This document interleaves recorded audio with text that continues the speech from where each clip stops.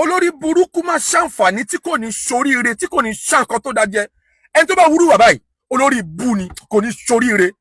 tọ́ ẹ̀yin tèmi nínú fídíò yìí arákùnrin tí wọ́n ń pè ní Tony Montana tí ó ń ṣe fíìmù Yorùbá ó ti sọ ọ̀pọ̀lọpọ̀ ọ̀rọ̀ ó sọ ọ̀pọ̀lọpọ̀ ọ̀rọ̀ nípa àwọn tó ń pàírétì fíìmù àwọn tó jẹ́ wípé wọ́n ń pàírétì fíìmù ó ti sọ̀rọ̀ nípa wọn ó tún ṣe àwọn ìpè ńláńlá òun ló ṣe fún àwọn wọ̀nyí kí ló ń ṣẹlẹ̀ báyìí àfihàn máa fún yín láǹfààní láti wò fídíò náà a máa play rẹ̀ fún yín nísìnyí ó ti yá o.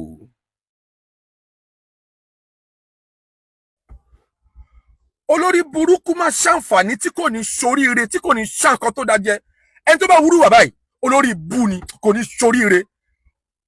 wọ́n gbé fíìmù lọ sí sínímà wọ́n lọ ṣó fíìmù sínímà ìwọ ó wá lọ sínímà ó wá gbé fóònù ẹ̀ jáde codedly ó wá ń rìkọ́dù fíìmù yẹn now what is your plan?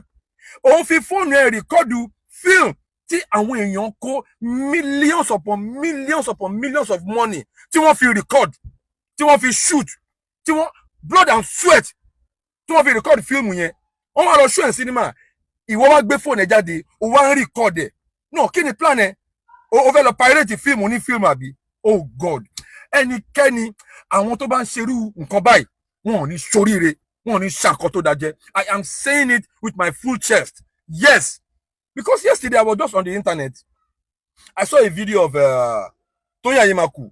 She said someone was caught, a lady. She said someone was caught in the cinema recording Alakadaba and Buji with her phone.